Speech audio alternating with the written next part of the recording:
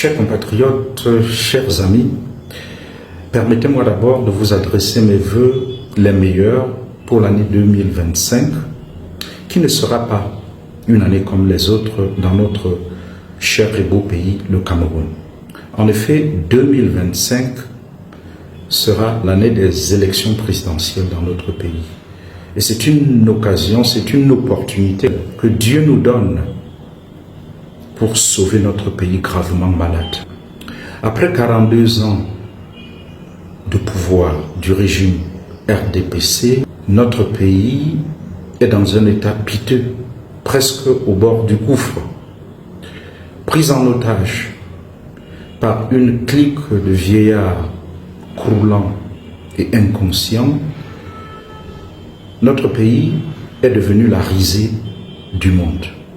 Saisissons donc les échéances de 2025 et puis de 2026 pour voter pour le changement. Oui, l'heure du changement a sonné dans notre pays. Et il passe par l'engagement politique de chacun d'entre nous. Continuons donc de nous inscrire massivement sur les listes électorales malgré les défaillances avérées de l'ECAM.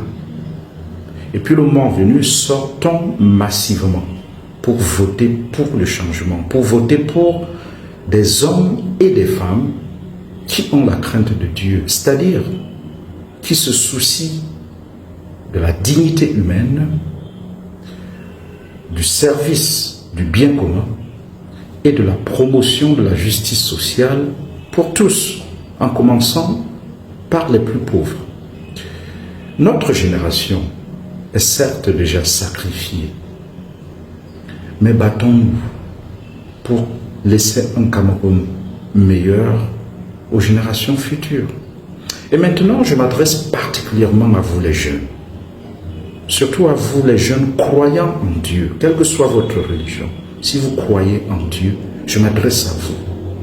Vous qui inondez nos églises, nos chapelles, nos mosquées, assidus à la prière et souvent en quête d'un miracle pour changer votre vie ou en quête d'un visa pour vous évader de ce pays devenu une prison à ciel ouvert pour beaucoup d'entre vous. Eh bien, écoutez-moi bien.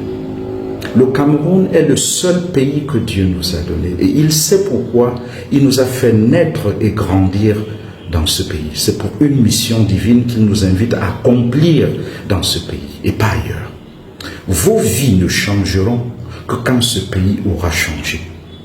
Et pour que ce pays change, il faut que chacun d'entre vous s'engage politiquement. Et cet engagement politique commence par l'inscription sur les listes électorales, suivi le moment venu de l'exercice de votre droit de vote pour doter notre pays des gouvernants, des dirigeants qui ont la crainte de Dieu, c'est-à-dire qui se soucient de la veuve et de l'orphelin, et qui ne sont pas donc seulement préoccupés par la prédation et le pillage du bien commun. C'est ce que Dieu attend de chacun d'entre nous. Quant à moi, je suis au pays et j'entends jouer ma partition de serviteur de Dieu et de serviteur des hommes dans la cité, pour porter la lumière de l'Évangile au cœur des institutions politiques de notre pays. Parce que la bonne politique est un autre sacerdoce. Oui, comme l'enseigne le magistère social chrétien, la bonne politique, pas la politique mortifère qui règne dans notre pays actuellement, la bonne politique est la plus haute forme de charité, parce qu'elle est au service de la dignité humaine, de la justice sociale et du bien commun pour tous, en commençant par les plus pauvres.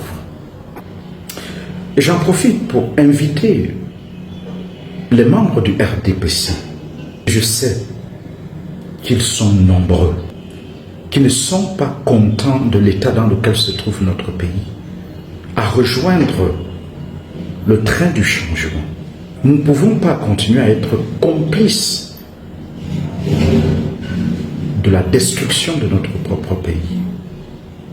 Parce que nous aurons des comptes à rendre à Dieu. Que Dieu bénisse votre année 2025 et prions pour que 2025 soit aussi l'année de la libération de notre cher et beau pays, le Cameroun. Shalom.